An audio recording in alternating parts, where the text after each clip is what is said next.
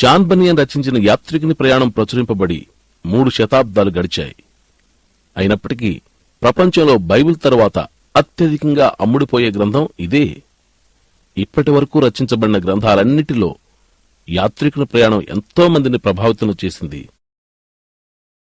ఎన్నో భాషల్లోనికి అనువదించబడుతూ వివిధ రకాలైన ప్రచురణలుగా ముద్రింపబడుతూ వస్తుంది.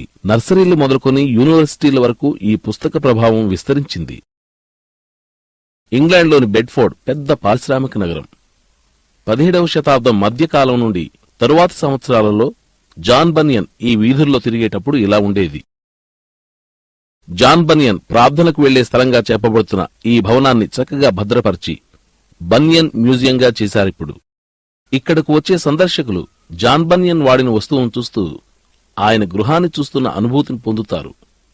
ఆయన జన్మించిన ప్రదేశం గాని ఆయన నివసించిన గృహం గాని ఇప్పుడు ఉనికిలో లేవు. మూట్ హాల్ అనబడే జాన్ బనియన్ మ్యూజియంలో విశేషాలు. బనియన్ తన కాలంలో ఈ బల్ల మీద నుండి చేయబడిన వర్తమానాలు విన్నాడు. ఈ ప్రదేశం బనియన్ జీవితాన్ని, అతని ఆలోచనలను ఎంతో ప్రభావితం చేసింది.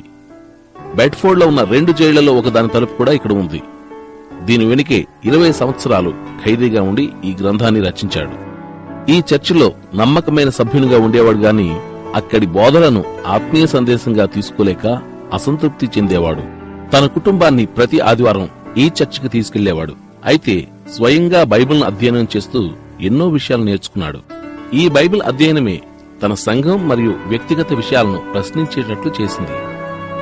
ఉదాహరణకు ఒక విషయం, అతడు కొంతకాలం ఆదివారం ఉదయం చర్చి గంటలు మ్రోగించే బాధ్యత తీసుకున్నాడు.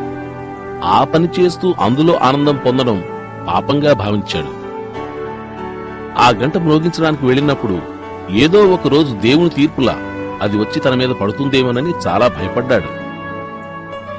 బనియన్ నివసించే బెడ్ఫోర్డ్ నగరానికి దగ్గరలో ఉండే ఎల్స్టవ్ అనే గ్రామం ఆ రోజుల్లో మంచి మత కేంద్రంగా ఉండేది.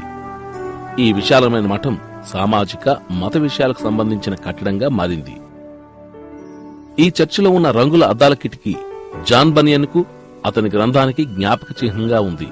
అతడు బైబిల్ను బాగా అధ్యయనం చేయడం వలన చర్చి పద్ధతులను అంగీకరించేవాడు కాడు. తన పుస్తకంలో ఎన్నో విషయాలు బనియన్ వ్యక్తిగత నలుగులాటను మాత్రమే కాదుగాని చర్చిలో అతడు చూసిన అతిక్రమాలను కూడా ప్రతిబింబిస్తాయి. ఈ స్థలంలోనే జాన్ బనియన్ జైలు జీవితం అనుభవించాడు. బెడ్ఫోర్డ్ నగరంలో ప్రవేశించేటప్పుడు కనబడే ఈ వంతెనపై ఒక చిన్న జైలు ఉంది. జాన్ బనియన్ ఈ జైల్లో ఉన్న కాలంలోనే యాత్రికుని ప్రయాణం అనే గ్రంథాన్ని వ్రాయడం ప్రారంభించాడు. ఈ రోజు బనియన్ ప్రతిమ ఆయన గౌరవానికి గుర్తుగా ఉంది గాని అప్పట్లో ఆయన మతాధికారుల వేషధారణను వ్యతిరేకించడం వలన ప్రజలు ఆయన గూర్చి వేరేగా తలంచేవారు. సరైన విచారణ జరగకుండానే అతడు మరో 11 సంవత్సరాలు బెడ్ఫోర్డ్ లో ఉన్న ప్రధాన జైల్లో గడిపాడు. ఈ సమయంలోనే దైవదర్శనం ద్వారా ఈ గ్రంథాన్ని వ్రాసాడు. లండన్ నగరంలోని ఒక పురాతనమైన చారిత్రాత్మక సమాధుల దొడ్డిలో జాన్ బనియన్ సమాధి ఉంది. దాని ప్రక్కనే ఒక ప్రఖ్యాత రచయిత సమాధి కూడా ఉంది. బనియన్ గ్రంథాన్ని చదివి ఎంతో ప్రభావితుడయ్యానని చెప్పాడాయన. ప్రఖ్యాత ఇంగ్లీషు ప్రసంగికులు, గీత రచయితలైన జాన్ వెస్లీ, చార్లెస్ వెస్లీల తల్లి సూసన్నా వెస్లీ సమాధి కూడా దగ్గరలోనే ఉంది.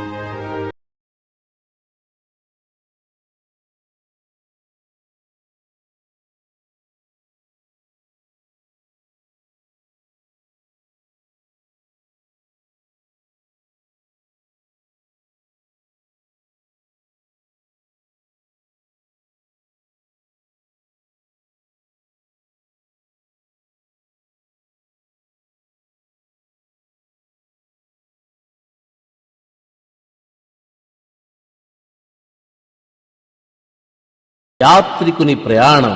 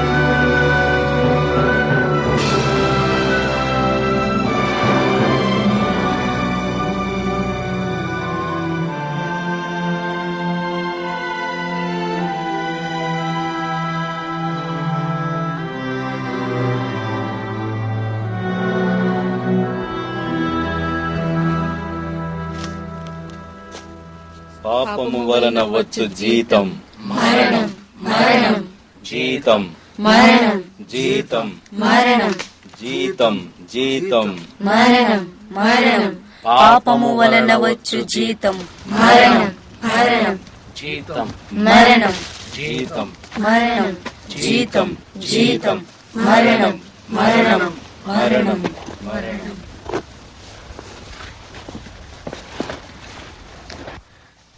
ఓ దేవా, నేను రక్షింపబడాలంటే ఏం చెయ్యాలి? పాపము వలన వచ్చు జీతం మరణం మరణం జీతం మరణం జీతం మరణం జీతం జీతం మరణం మరణం పాపము వలన వచ్చు జీతం మరణం మరణం పాపాత్ములకు మరణం ఖాయం మరణం ఖాయం పాపము వలన వచ్చు జీతం మరణం మరణం పాపాత్ములకు మరణం ఖాయం మరణం ఖాయం పాపము వలన వచ్చు జీతం మరణం మరణం మరణం మరణం మరణం. అతని వీపుపై ఉన్న పాపపు మూటెంతో భారంగానూ కష్టంగానూ ఉంది. యాత్రికుడు నాశనపురాన్ని విడిచి మోక్షరాజ్యాన్ని వెతుక్కుంటూ సాగిపోతున్నాడు. తన ప్రయాణంలో ఎన్ని ఆటంకాలు వచ్చినా, చివరికి ప్రాణాపాయం సంభవించినా సరే అన్నింటినీ ఎదుర్కోవడానికి సిద్ధపడ్డాడు.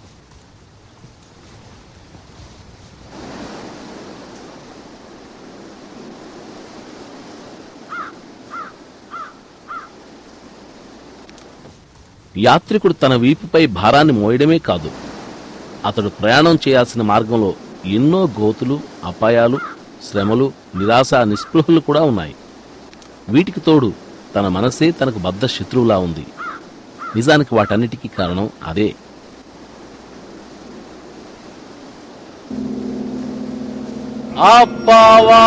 అపవాదిని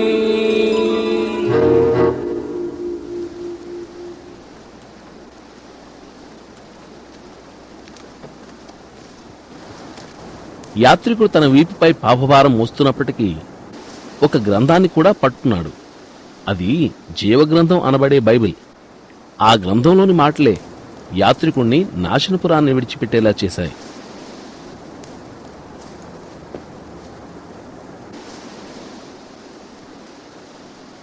నాశనపురం. నాశనకర్త యాత్రికుడిని ఆటంకపరచాలని ఎంత ప్రయత్నం చేస్తున్నప్పటికీ అతనికి సహాయం చేస్తూ మార్గాన్ని చూపించే స్నేహితులు కూడా ఉన్నారు. నీకేమైనా సహాయం కావాలా యాత్రికుడా?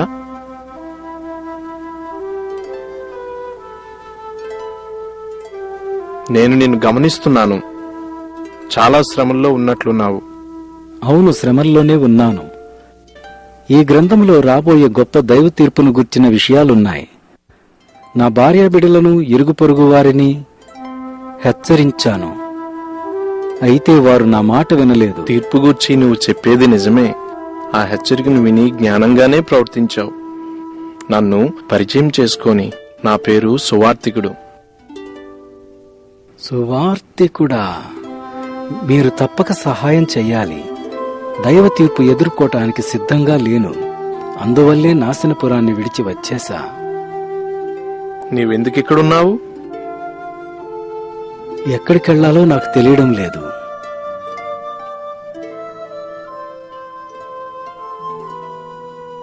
రాబోయే తీర్పును తప్పించుకో. ఎంత దయగలవారు! దైవ తీర్పుని ఎలా తప్పించుకోగలను? తాళపు చెవి. ఇది వాగ్దానం అనే తాళపు చెవి.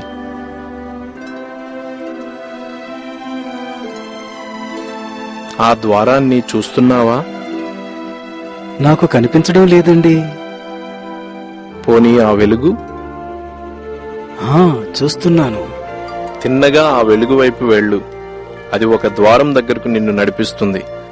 ద్వారాన్ని చేరి తలుపు తట్టు. ఆ తరువాత ఏం చేయాలో నీకు తెలియజేయబడుతుంది.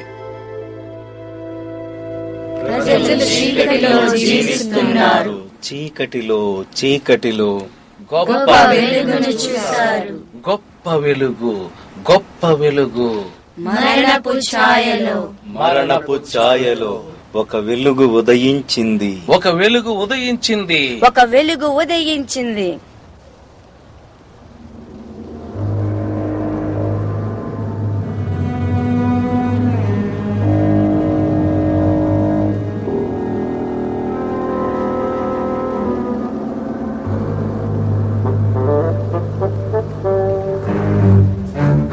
యాత్రికుడా, ఓ యాత్రికుడా.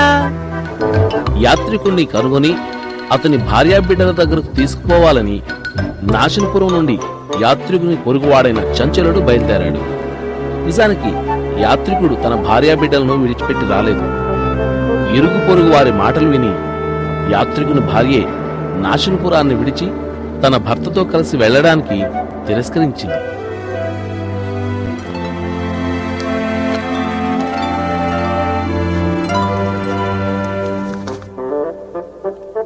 యాత్రికుడా, ఓ యాత్రికుడా.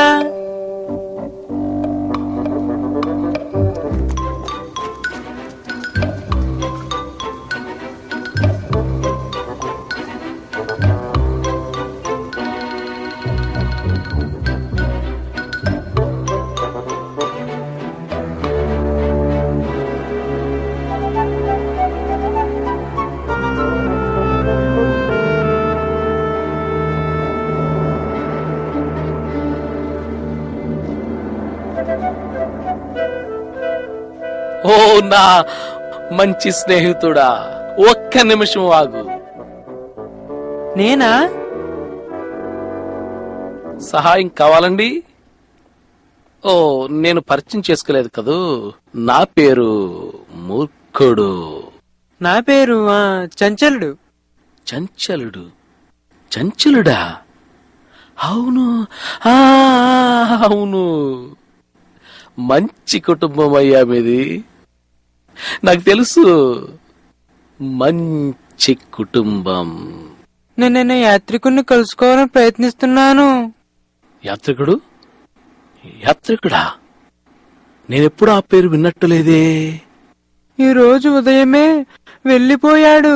ఆయన భార్యను, పిల్లల్ని, స్నేహితుల్ని విడిచిపోయాడు. పాపం పాపం, ఎంత బాధ. మంచి మంచి మనుషులందరూ ఇలాగే పాడైపోతున్నారు కదా. అవునవునవునవునవును, మహా బాధ. సహాయం చేయగలరా? యాత్రికుణ్ణి తన భార్య బిడ్డల దగ్గరకు తీసుకెళ్ళాలి. మళ్ళీ అతను మంచిగా మార్చాలంటావా? బహుశా నేను సహాయం చేయగలనుకో. సహాయం చేయడం నాకు వెన్నతో పెట్టిన విద్య. తప్పకుండా తప్పకుండా. అలాగే అలాగే అలాగే.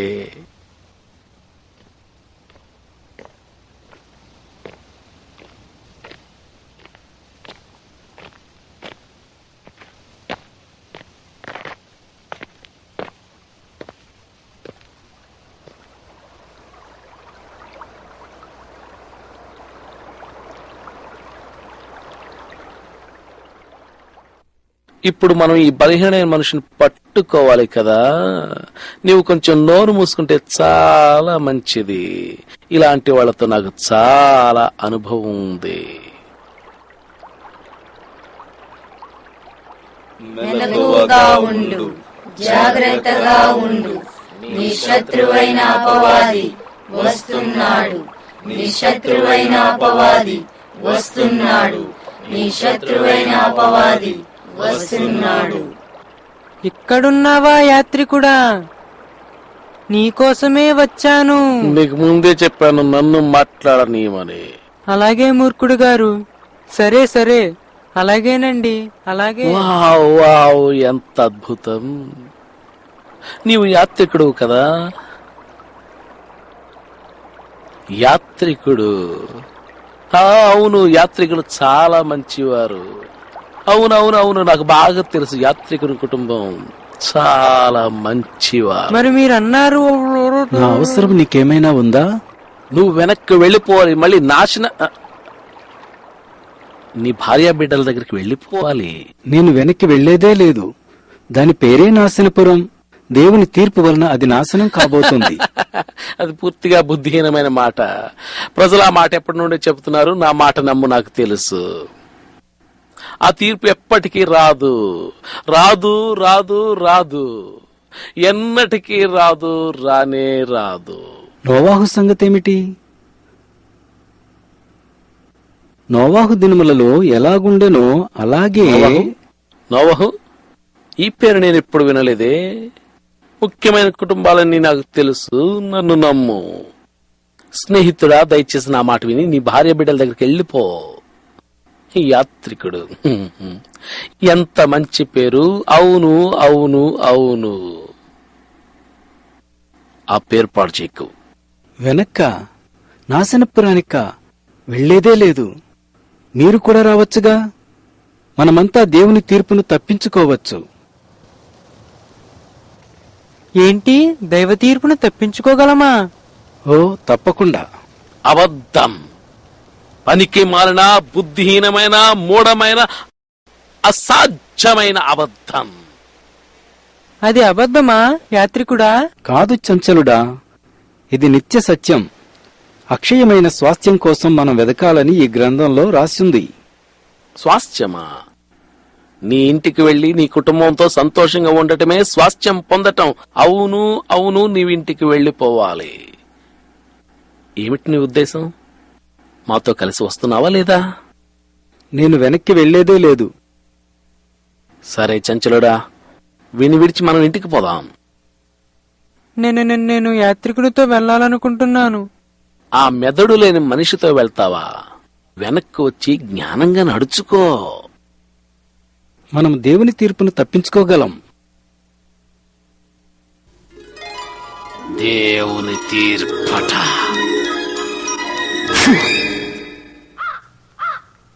మనుషులొక్కసారే మృతి పొందవలనని నియమింపబడెను. ఆ తరువాత తీర్పు జరుగును. నీ దగ్గరున్న గ్రంథంలోని మాటలు సత్యమని నువ్వు నమ్ముతున్నావా యాత్రికుడా? ఆ గ్రంథములో రాయబడినట్లు నిత్యజీవ నిరీక్షణార్థం అనాది కాలములో సత్యదేవుడు వాగ్దానం చేశాడు. ఆ గ్రంథం ఇంకా ఏ విషయాల గురించి చెప్తుంది యాత్రికుడా? శాశ్వత రక్షణ వాగ్దానం చేయబడింది. నీతి కిరీటాన్ని పొందుతాం. ఇక దుఃఖం, కన్నీరు ఉండవక్కడ. మన కన్నీళ్లన్నీ ఆ పరలోక రారాజ్య పూర్తిగా తుడిచివేస్తాడు.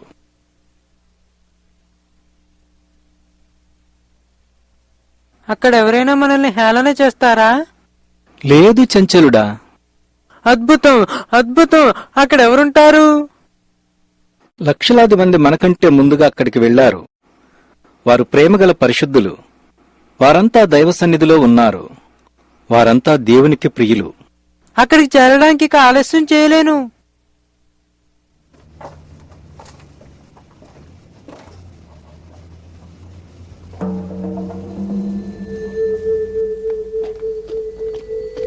వాళ్ళని చూడండి.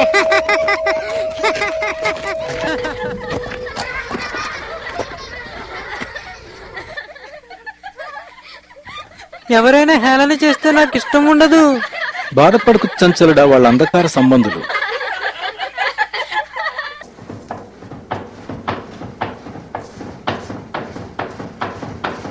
యాత్రికుడా, నాకు చాలా ఆకలి దాహంగా ఉంది.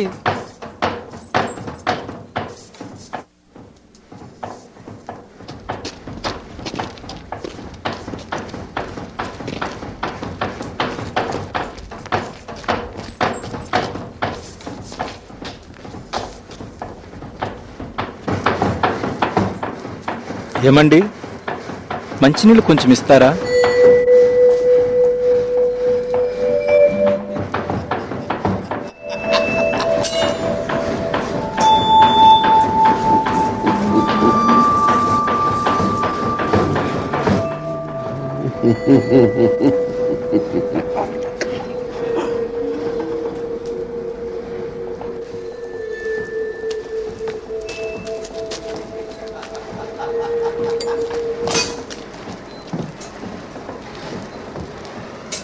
యాత్రికుడా, ఈ ప్రయాణం చేయడం చాలా కష్టం.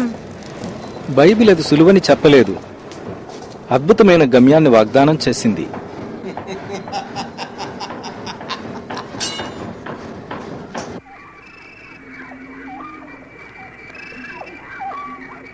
త్వరగా వెళ్ళలేమా యాత్రికుడా? ఆ ప్రదేశాన్ని చేరాలని ఆశగా ఉంది. నేను త్వరగా నడవలేను, ఎందుకంటే నా వీపున భారం ఉంది. ఈ రాత్రి విశ్రాంతి కోసం ఒక స్థలం చూసుకుంటే మంచిది.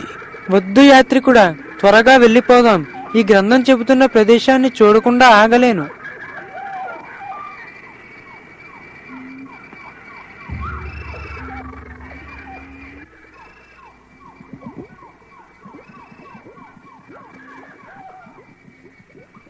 ఈ విధంగా చంచలుడు తన మూర్ఖపు ఆతృత వల్ల బయటకు కనబడని నిరాశ ఊబిని, అపరాధపు బురదగుమ్ముని గమనించలేదు. దుష్టుని పన్నాగాల్లో చిక్కుకొని అలసిన యాత్రికులెంతో మంది ఈ నిరాశ ఊబిలో పడిపోయారు. మనిద్దరికీ ఈ దారి కొత్తది. చీకట్లో మనం జాగ్రత్తగా నడవాలి.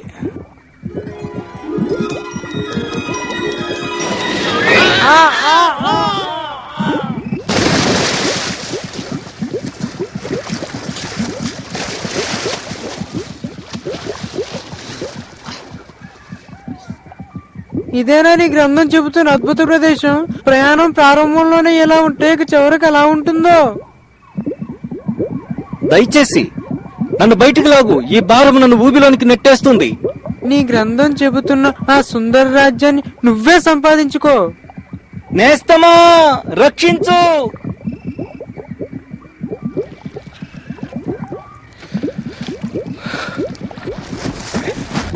నా పేరు సహాయకుడు. నీ కేకలు విన్నాను. వందనాలండి, వందనాలు. సువార్తికుడనే వ్యక్తి నన్ను కలిసి ఈ దారి గుండా వెళ్ళమన్నాడు.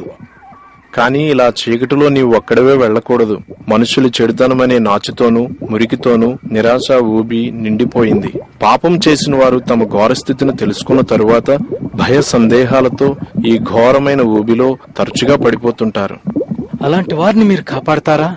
సహాయాన్ని వారు కోరుకుంటే పాపమెక్కడ విస్తరించినో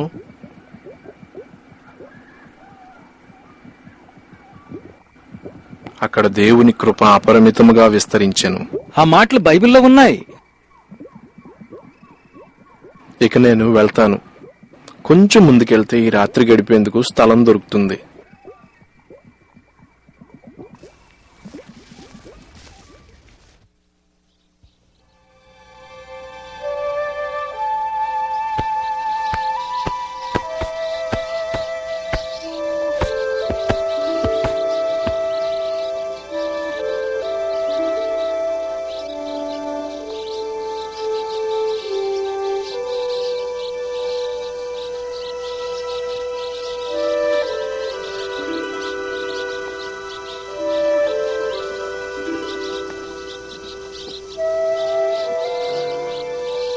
యాత్రికుని ఆత్మకు వ్యతిరేకంగా శత్రువైన సాతాను శోధనలు ఎక్కువ చేసినప్పటికీ ఈ ప్రయాణికుడు తన మార్గంలో సాగిపోతూనే ఉన్నాడు.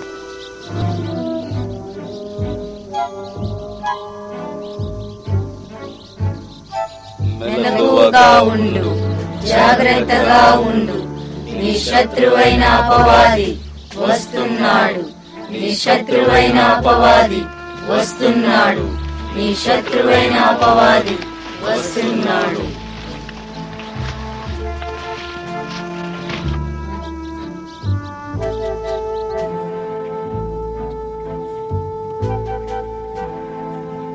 లోకజ్ఞాని.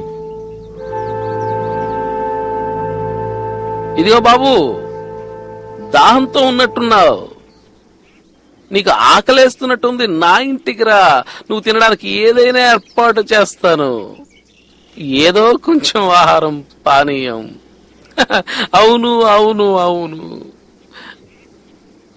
చెప్పడం మర్చిపోయానే. నా పేరు జ్ఞాని, లోకజ్ఞాని. నా పేరు యాత్రికుడు. యాత్రికుడు? యాత్రికుడా? అవును అవునవునవును, బాగా తెలిసిన పేరులాగుందే. అద్భుతం అద్భుతం. యాత్రికులు మంచివారు, చాలా మంచివారు నిజంగా.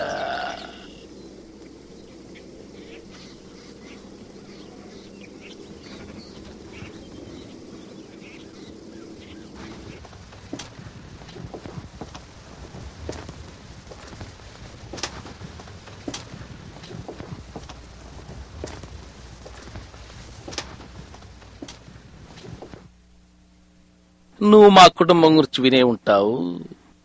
చెప్పాలంటే మాది చాలా పేరున్న వంశం.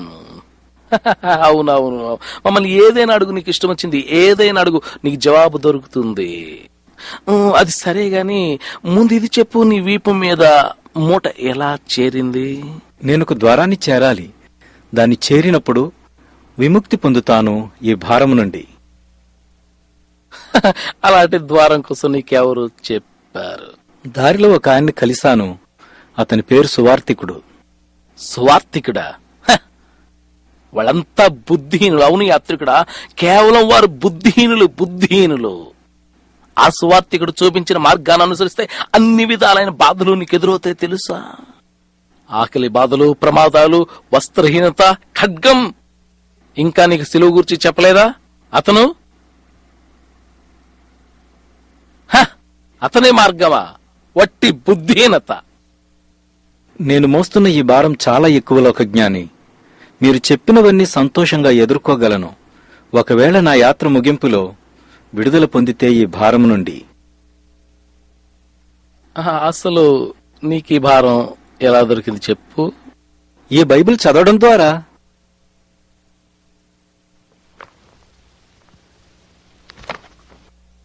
నీకు ఈ విషయం తప్పక చెప్పాలి. ఏదో ఒక రోజు గొప్ప స్నేహితుగా నన్ను పిలుస్తావు. నేనే గాని ఈ గ్రంథాన్ని నా మట్టిలోకి విసిరేస్తే. నేను వెళ్తాను. ఆగు, నువ్వేం తినలేదుగా. ఏ దద్దమ్మా, ఆ భోజనం తీసుకురా. ఆగు, నీకు సహాయం చేయాలనుకుంటున్నాను. నువ్వు మతాసక్తి గలవాడని గ్రహించాను. మంచిది, చాలా మంచిది.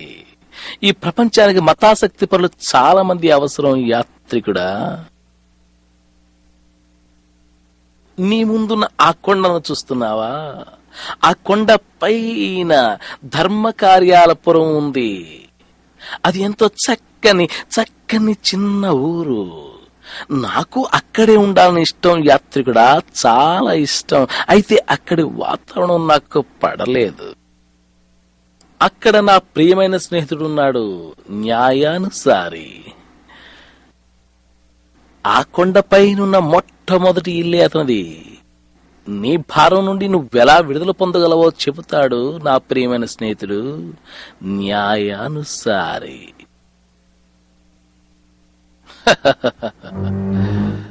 అవును.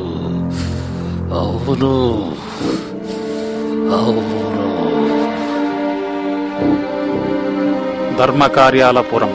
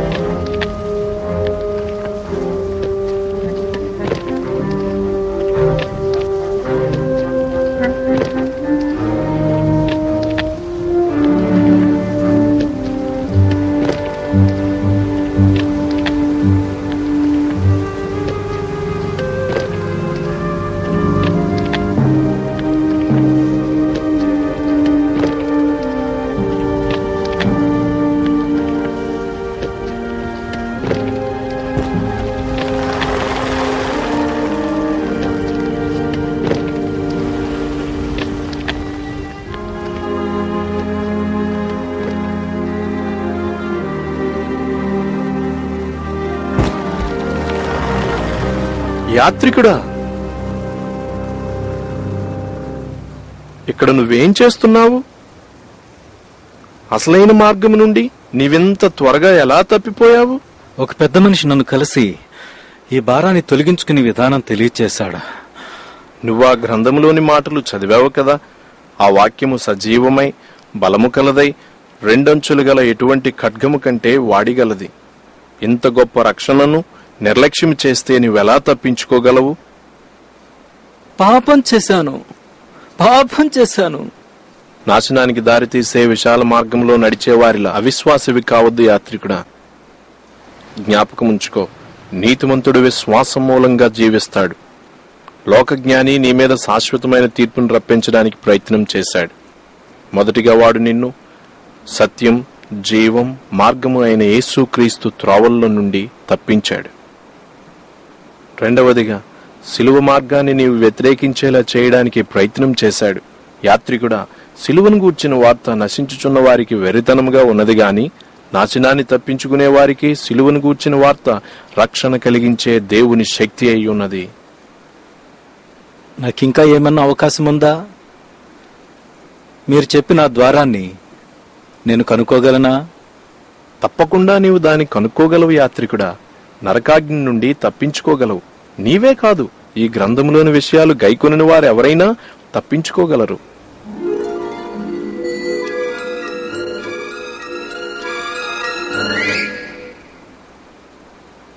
విశ్వాసము ద్వారా కృపచేతనే రక్షింపబడి ఉన్నారు. విశ్వాసము ద్వారా క్రియల వలన కలిగినది కాదు.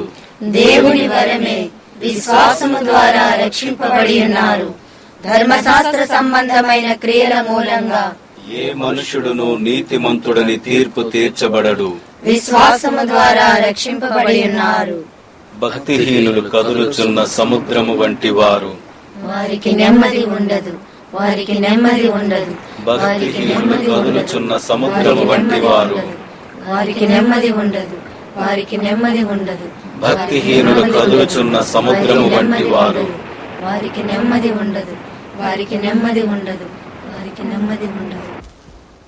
వెదకు వెదకు, నీకు దొరుకును, నీకు దొరుకును. తట్టు తట్టు, తెరువబడును, తెరువబడును. వెదకు, వెదకు. నీకు దొరుకును, నీకు దొరుకును. తట్టు, తట్టు.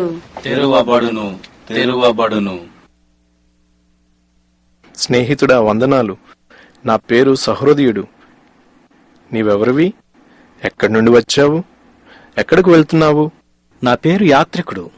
పాపభారంతో నాశనపురాన్ని విడిచి నిత్యజీవానికి మార్గం వెతుకుతూ వచ్చాను. మార్గాన్ని వెతుకుతూ వచ్చావా యాత్రికుడా? నీవు చాలా జ్ఞానివి.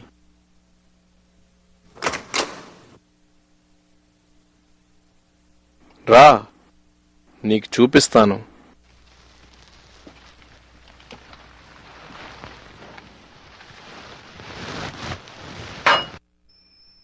నీవు ఒంటరిగా ప్రయాణిస్తున్నావు ఎందుకు యాత్రికుడా? రాబోయే తీర్పు గూర్చి హెచ్చరించినప్పుడు ఎవరూ నా మాట వినలేదు. నా కుటుంబం, ఇరుగు పొరుగువారు, స్నేహితులు నన్ను హేళన చేశారు. అదంతే, ఈ లోకంలో తరచుగా అలా జరుగుతుంది. సహృదయుడా, దయచేసి నా వీపు మీదున్న ఈ భారాన్ని తొలగించి నాకు సహాయం చేయగలవా? జవాబు ఆ గ్రంథంలోనే ఉంది. ఈ దారిలోనే కొంచెం ముందుకెళ్తే ఉపదేశకుని ఇల్లు కనిపిస్తుంది. అతని దగ్గరికెళ్ళు, నీకు సహాయం చేస్తాడు. వందనాలండి, వందనాలు. విశాల మార్గం నాశనానికి నడిపిస్తుంది. ఇరుకు మార్గం జీవమునకు దారి చూపిస్తుంది. విశాల మార్గం నాశనానికే, నాశనానికే. ఇరుకు మార్గం జీవమునకే, జీవమునకే. విశాల మార్గం నాశనానికే, నాశనానికే.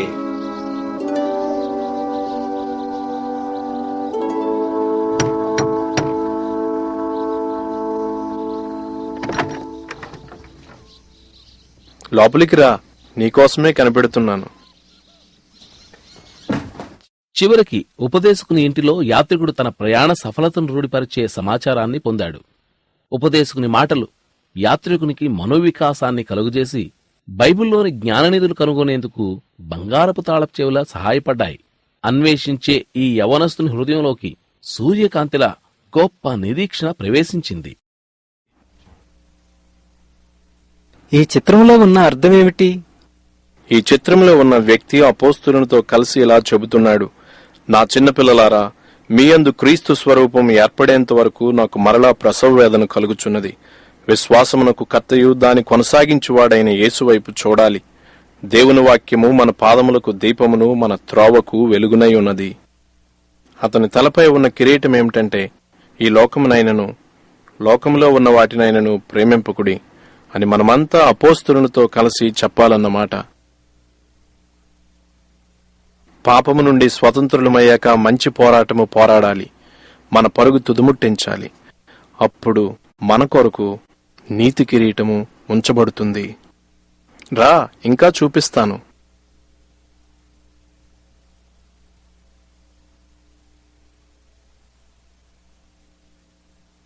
ఆ భారం గూర్చి ఆలోచిస్తున్నావు కదూ?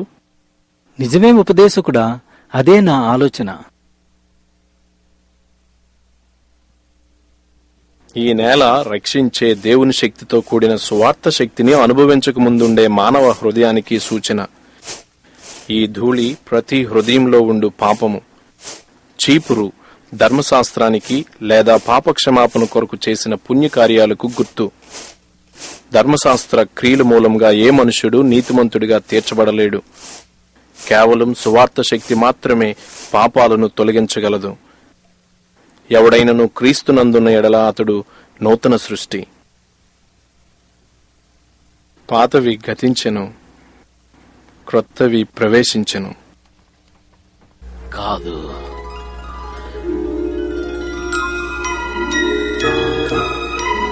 కాదు, కాదు, కానే కాదు.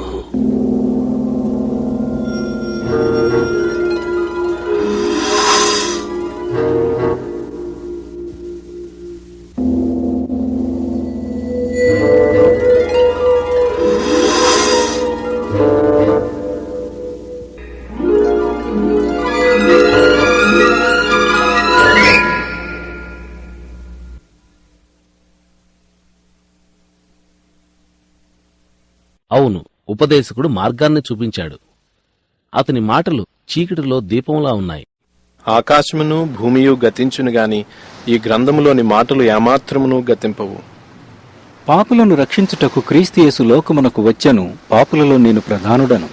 శరీరమూలముగా జన్మించినది శరీరమును, ఆత్మమూలముగా జన్మించినది ఆత్మయునై ఉన్నది. మీరు క్రొత్తగా జన్మింపవలను. మీరు విశ్వాసము ద్వారా కృపచేతనే రక్షింపబడి ఉన్నారు. ఇది మీ వలన కలిగినది కాదు, దేవుని వరమే. అది క్రియల వలన కలిగినది కాదు గనుక ఎవడునూ అతిశయింపకూడదు.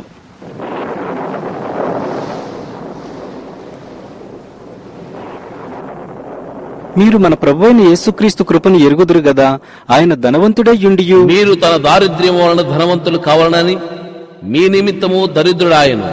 కాబట్టి యాత్రికుడా, తన దారిద్ర్యం వలన నీవు ధనవంతుడు కావాలి. కాబట్టి తన దారిద్ర్యము వలన నీవు ధనవంతుడవు కావాలి. కాబట్టి తన దారిద్ర్యము వలన నీవు ధనవంతుడవు కావాలి. కాబట్టి తన దారిద్ర్యము వలన నీవు ధనవంతుడవు కావాలి.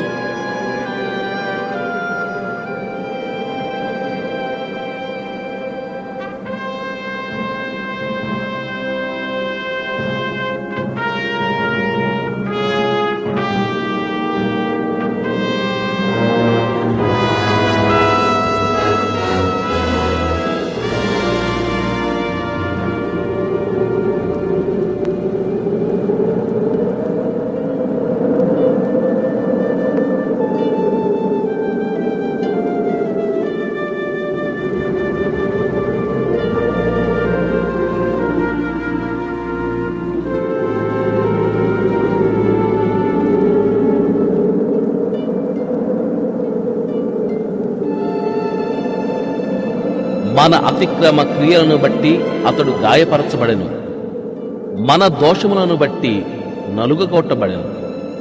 మన సమాధానార్థమైన శిక్ష అతని మీద పడెను. అతడు పొందిన దెబ్బల చేత మనకు స్వస్థత కలుగుతున్నది. తండ్రి, వారిని క్షమించుము. నన్ను క్షమించుము. సమాప్తమైనది. సమాప్తం.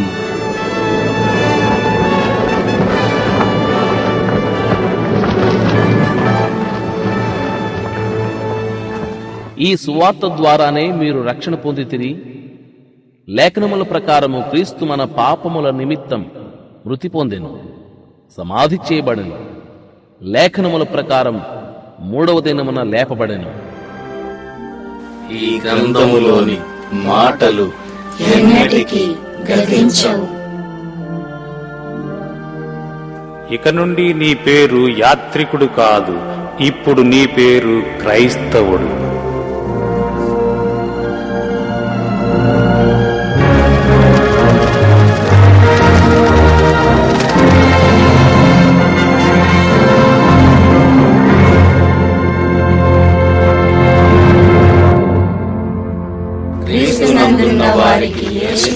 ఏదియూ లేదు.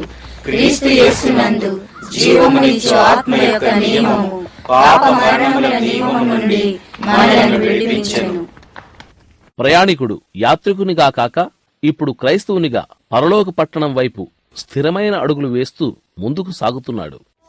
ఇదిగో సహోదరుడా, వందనాలు. నీతో రావచ్చా? నా పేరు విశ్వాసి. నేను ఈ మార్గంలోనే వెళ్తున్నాను. క్రైస్తవుడు, విశ్వాసి సొంత అన్నదమ్ముల వలె ఉన్నారు. ఈ ఆత్మీయ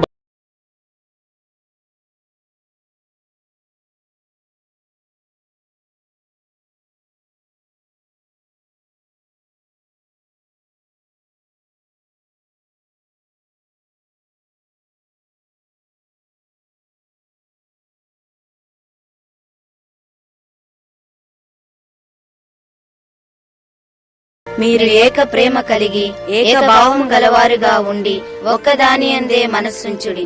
కక్ష చేతనైనను వృధాతిశయము చేతనైనను ఏమీయూ చేయక వినయ మనస్సు గలవారై ఒకరినొకడు యోగ్యునిగా ఎంచుకొనుడి.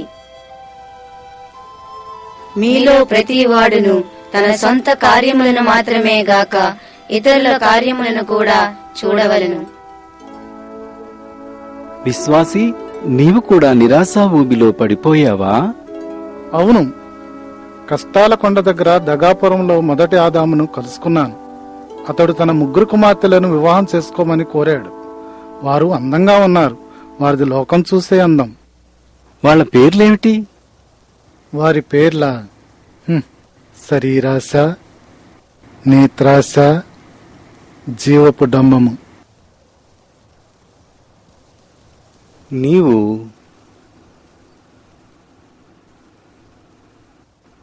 వారిని జయించగలిగావా? దేవుని కృప వల్ల జయించాను.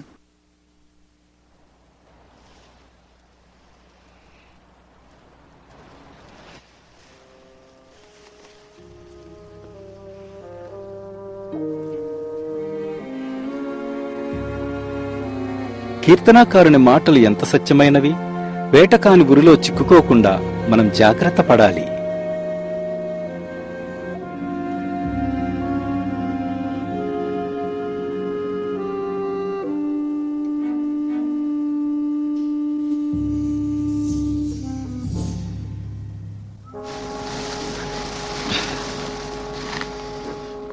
వేటకాని ఉరిలో చిక్కుకోకుండా మనం జాగ్రత్త పడాలని ముందే చెప్పలేదా? అవును, చెప్పావు. మనలో ఏ చెడు తలంపులు లేవు కదా. మరెందుకు సాతాను వల్ల పడ్డాం? మనం మంటివారము కదా. విను, వాక్యాన్ని నేను తప్పుగా చెప్పాను. ప్రభువుని గూర్చి ఇలాగ ఉంది: వేటకాని ఉరిలో నుండి ఆయన నిన్ను విడిపించును. విడిపిస్తాడా క్రైస్తవుడా దీని నుండి? అవును విశ్వాసి, ఆయన మనల్ని విడిపిస్తాడు. అది బైబిలులోని వాగ్దానం. తన వాగ్దానాలలో దేనిని ఆయన తప్పిపోడు. బలవంతుడైన నా శత్రువు చేతి నుండి ఆయన నన్ను విడిపిస్తాడు. లోకమును జయించిన విజయము మన విశ్వాసమే. ఇది గొప్ప విడుదల, సంతోషించి సంబరపడే సమయం. కాని అప్పుడే ప్రక్కన ఉన్న కొండల్లో నుండి మాయసంత శబ్దాలు వస్తున్నాయి. మాయసంత. వెళ్ళండి, మీరు ఈ లోకంలో ఉన్న లోకానికి చెందరు.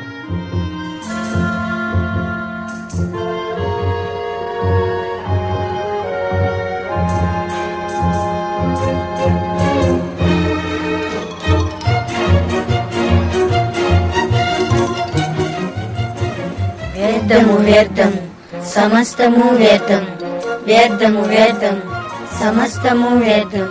సూర్యుని క్రింద దుర్వస్థ ఒకటి నాకు కనబడెను. అది మనుషులకు బహువిశేషముగా కలుగుతున్నది. నీవు మేలును అనుభవించి చూడుమని నేను నా హృదయముతో చెప్పుకుంటుని, అయితే అది వ్యర్థ ప్రయత్నమాయను. నేను గొప్ప పనులు చేయబోనుకుంటుని. వ్యర్థము వ్యర్థము సమస్తము వ్యర్థము.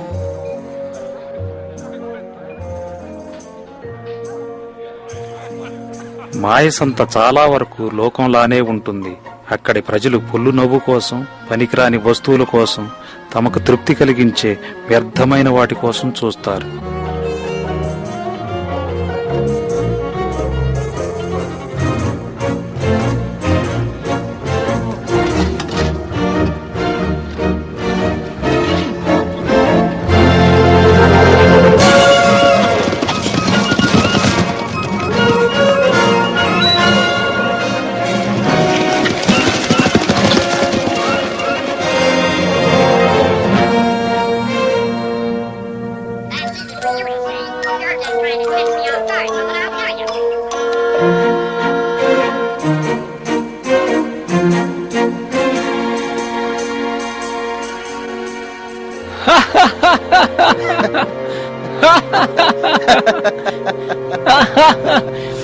ఇదిగో అందరూ ఇలా వచ్చి వీళ్ళని చూడండి.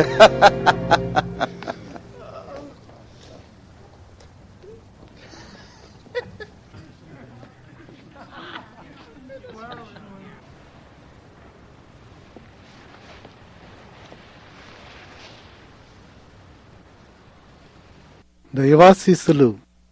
దైవ శిష్యులు, దైవ శిష్యులు, దైవాశీస్సులు.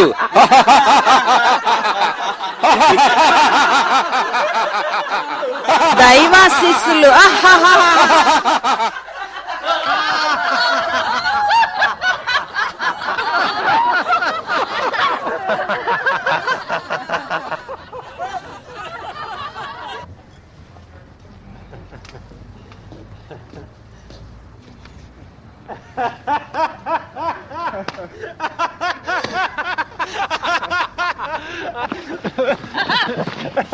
మనం ఏం చేద్దాం క్రైస్తవుడా? మనం ఊరుకుంటేనే మంచిది.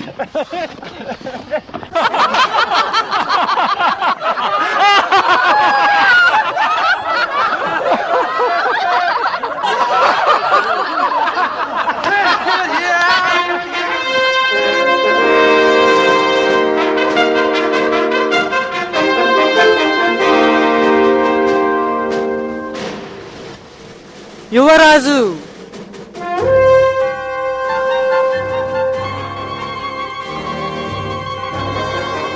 మీరు వాటిని చేయించు వాయుమండల సంబంధమైన అధిపతిని అనుసరించి ఈ ప్రపంచ ధర్మము చొప్పున మునుపు నడుచుకుంటుంది.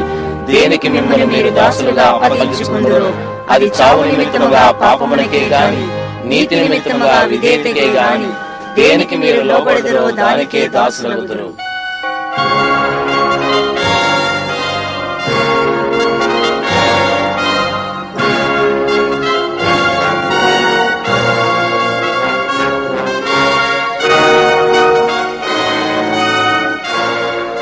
నిరీక్షకుడు అనే యువకుడు ఈ మాయసంతలోని సమస్తమైన దుష్టత్వానికి, శరీరేచ్ఛలకు దూరంగా జీవిస్తున్నాడు.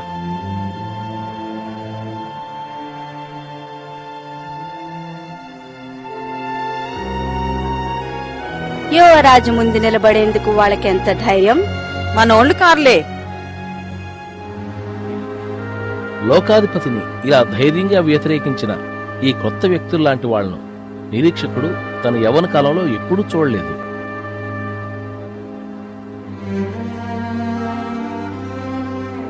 ఆ గ్రంథాన్ని ఇలావు.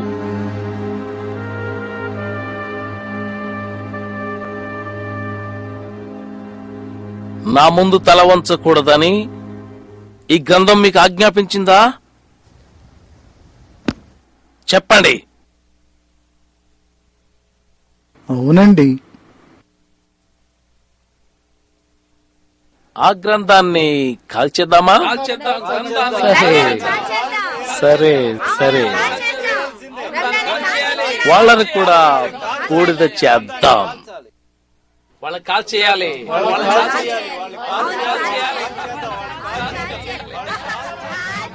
మీ ఇద్దరికి మరణ శిక్ష విధిస్తున్నా. వాళ్ళని కాల్చేయాలి. ప్రయాణికులిద్దరినీ కాల్చివేయాలని దూరంగా ఉన్న ప్రజలు కేకలు పెడుతుంటే నిరీక్షకుని హృదయంలో ఒక వింతైన ఆశ మరియు ఆకలి కలిగాయి. నిజంగా ఏదైనా ఉత్తమమైన మార్గం ఉంటే దాన్ని కనుగొనడానికి ధైర్యం కలిగింది.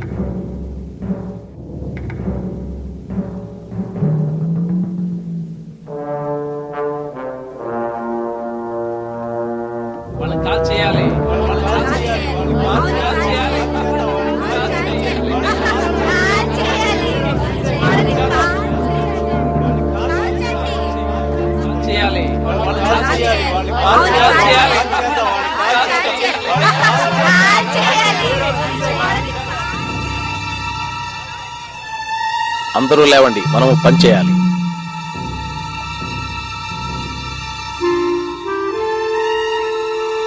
మొదటి ప్రయాణికుడిని తీసుకురండి.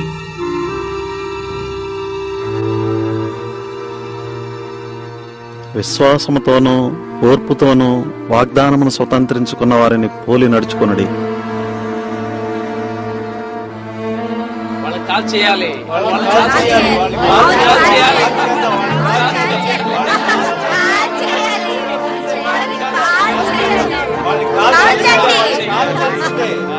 నేను మీతో సత్యమును చెప్పుచున్నాను, ఎవడైనను నా మాట విని నన్ను పంపిన వాని యందు విశ్వాసముంచిన ఎడల వాడు తీర్పులోనికి రాక నిత్య జీవంలోనికి వచ్చును.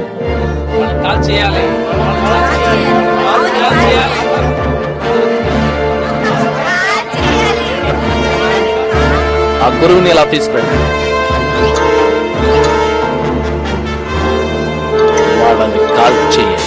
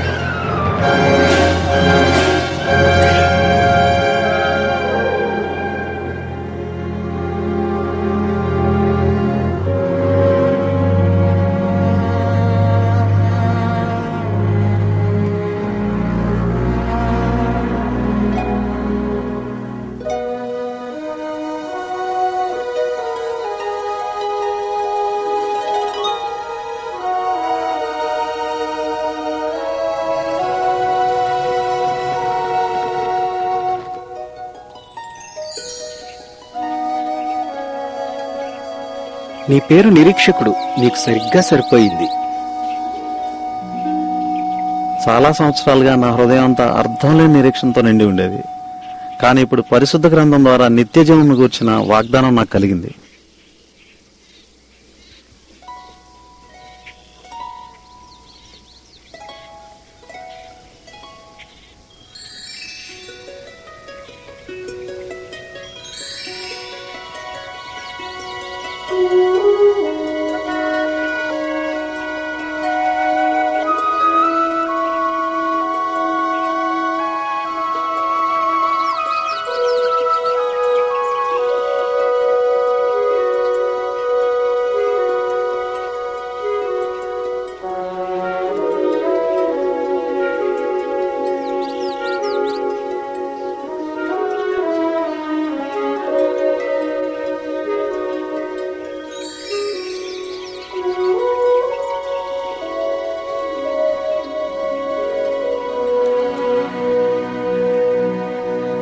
నేనెప్పుడూ ఇటువంటి అద్భుతాలను ఇంతకు ముందు చూడలేదు. ఖచ్చితంగా మన శత్రువు ఈ ప్రదేశానికి రాలేడు. సరైన మార్గాన్ని వెతుకుతూ ప్రయాణికులిద్దరూ పచ్చిక మైదానం చేరినప్పుడు నిరీక్షకుడు పొరపాటున అసలైన మార్గానికి బదులు అందంగా కనిపించిన మార్గాన్ని ఎంచుకున్నాడు. ఆగు, ఇలా చూడు, ఈ మార్గం ఎంత చక్కగా ఉందో. క్రైస్తవుడా, రా.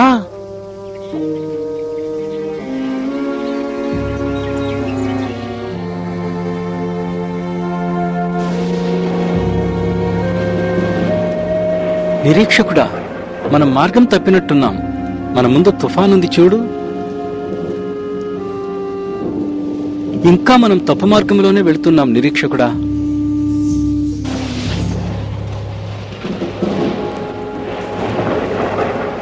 అదిగో గొర్రెల కాపరి గుడారం.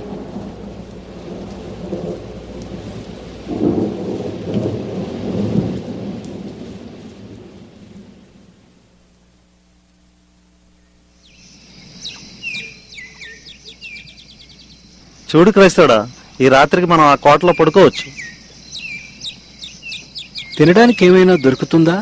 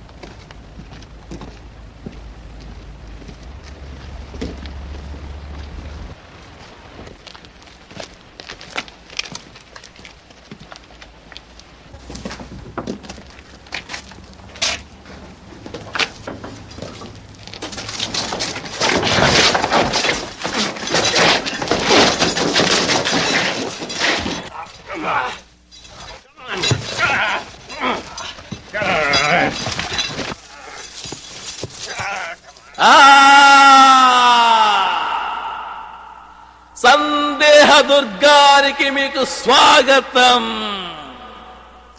నేను మీకు ఆతిథ్యం ఇచ్చే నిరాశ రాక్షసుణ్ణి.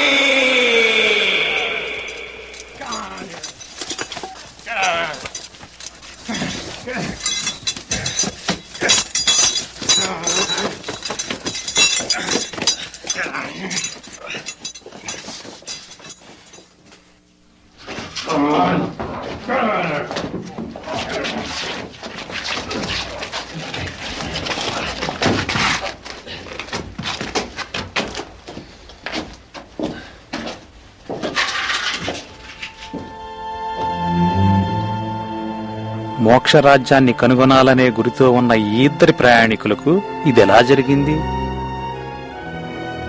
మనకేం జరుగుతుందో మనిద్దరి గతి కూడా ఇంతేనా?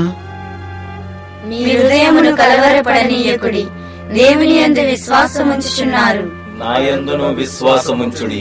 మీరు సత్యమును గ్రహించెదరు, సత్యము సత్యము సత్యము మిమ్మల్ని స్వతంత్రులుగా చేయును. మిమ్మును స్వతంత్రులనుగా చేయును. తాళం చెవి, వాగ్దానపు తాళం చెవి ఏ తలుపునైనా తెరుస్తుంది. మిమ్మును స్వతంత్రులనుగా చేయును. మీరు సత్యమును గ్రహించెదరు, సత్యము సత్యము సత్యము మిమ్మల్ని స్వతంత్రులుగా చేయును. మిమ్మును స్వతంత్రులనుగా చేయును.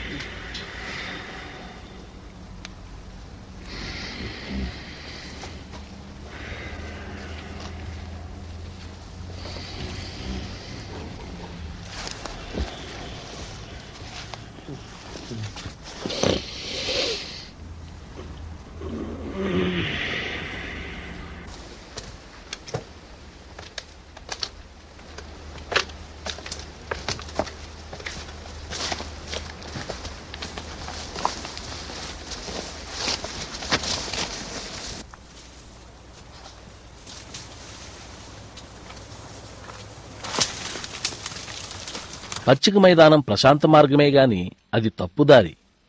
క్రైస్తవుడు నిరీక్షకుడు కొన్ని అడుగులు ముందుకు వెళ్తే వారికి అసలైన మార్గం దొరికి ఉండేది.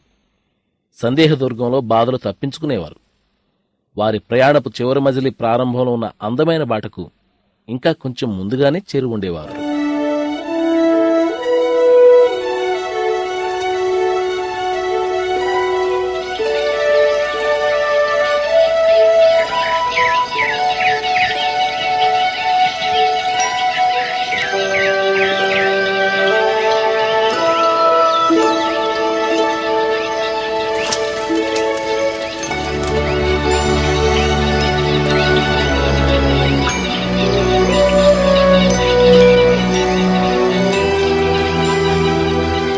ఈ సుందర ప్రదేశంలో రకరకాల ఫలాలు, పుష్పాలు, పాలుతేనెలు ఉన్నాయి.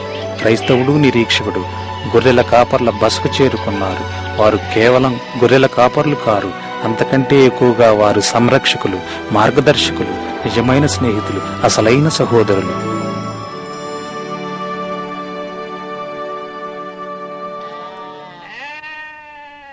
రండి, ఇది ఇమ్మానుయేలు దేశం. నా పేరు సుజ్ఞాని. నా పేరు మెలకువ. నా పేరు అనుభవజ్ఞుడు. నా పేరు యథార్థవంతుడు. నేను క్రైస్తవుడను. నా తోటి ప్రయాణికుడు నిరీక్షకుడు. ఇది ఇమ్మానుయేల్ దేశం గనుక మోక్షరాజ్యానికి సమీపిస్తున్నామన్నమాట. అవును, దగ్గరలోనే ఉన్నారు. మెలకువ, వారికి చూపిద్దాం.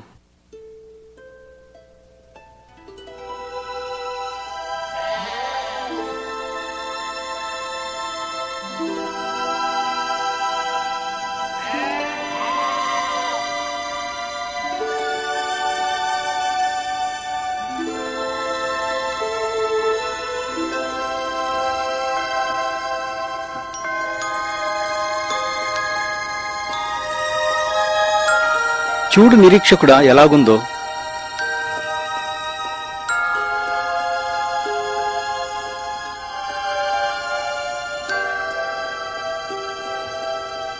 క్రైస్తవుడా రా, త్వరగా సాగిపోవాలి.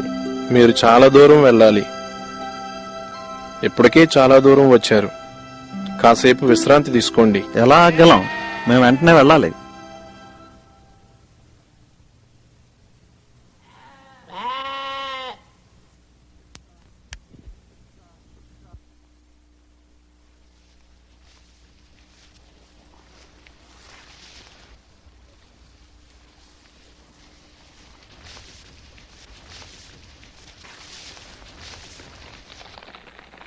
అటు పిమ్మట అపవాది చేత శోధింపబడుటకు యేసు ఆత్మ వలన అరణ్యములోనికి కొనిపోబడెను. నిరీక్షకుడా చూసావా, యేసుక్రీస్తు కూడా దుష్టునిచే శోధింపబడ్డాడు. ఎందుకంటే యేసు అరణ్యంలో ఉన్నాడు గనుక. అయితే ఇది పెద్ద తోటలా ఉంది. ఇది ఇమ్మానుయేలు దేశం.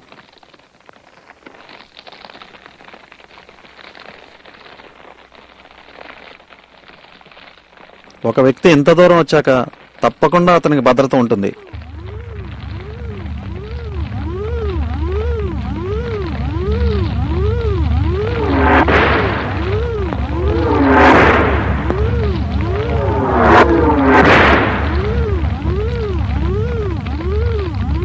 విశ్వాసమును డాలు పట్టుకొనడి, విశ్వాసమును డాలు పట్టుకొనడి, విశ్వాసమును డాలు పట్టుకొనడి. దేవుని వాక్యమును ఆత్మ ఖడ్గమును చేత పట్టుకొనడి, దేవుని వాక్యమును ఆత్మ ఖడ్గమును చేత పట్టుకొనడి, దేవుని వాక్యమును ఆత్మ ఖడ్గమును చేత పట్టుకొనడి.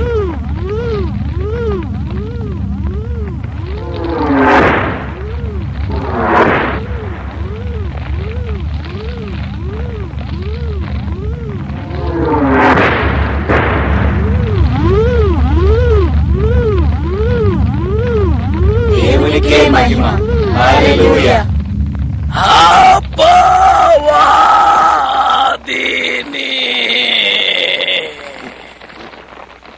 యుద్ధం చేసేది మీరు కాదు. క్రైస్తవుడు ఈ మాటను బైబిల్లో ఎన్నోసార్లు చదివాడు. యుద్ధం యెహోవాదే.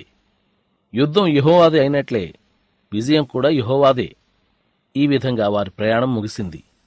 క్రైస్తవుడు, నిరీక్షకుడు అని వీరిద్దరూ మోక్షరాజ్యంలో ప్రవేశించే సమయం వచ్చింది.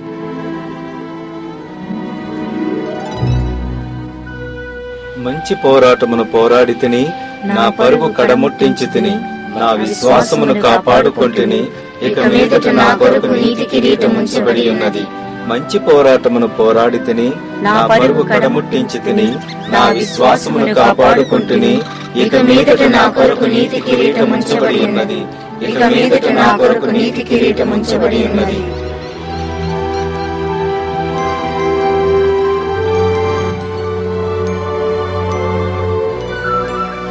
ఆకాశమును భూమియు గతించును గాని నా మాటలు ఏమాత్రమును గతింపవు.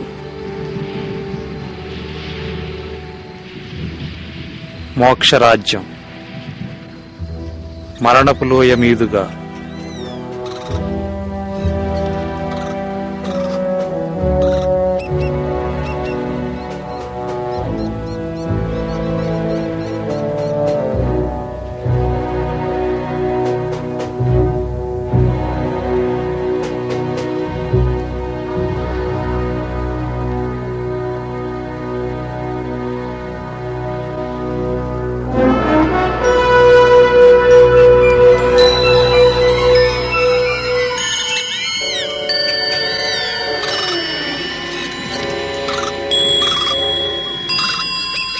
నా మాటలు ఏమాత్రమును గతింపవు. నా మాటలు ఏమాత్రమును గతింపవు. నా మాటలు ఏమాత్రమును గతింపవు. నా మాటలు ఏమాత్రమును గతింపవు. యెహోవా నా కాపరి, నాకు లేమి కలుగదు.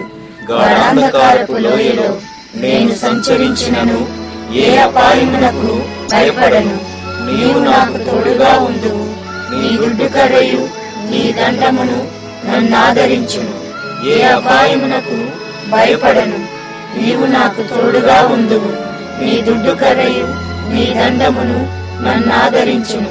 నీ కృపాక్షేమములే నా వెంట వచ్చును. చిరకాలము యెహోవా మందిరములో నేను నివాసం చేసేదను.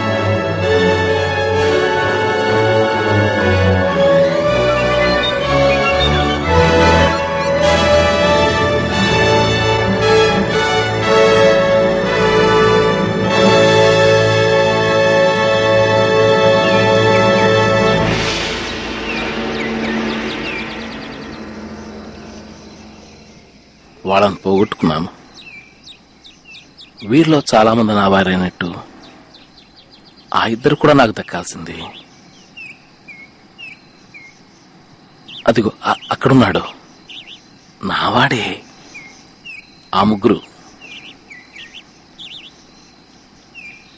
అక్కడ ఒకరు, అవును అక్కడ ఒకరు.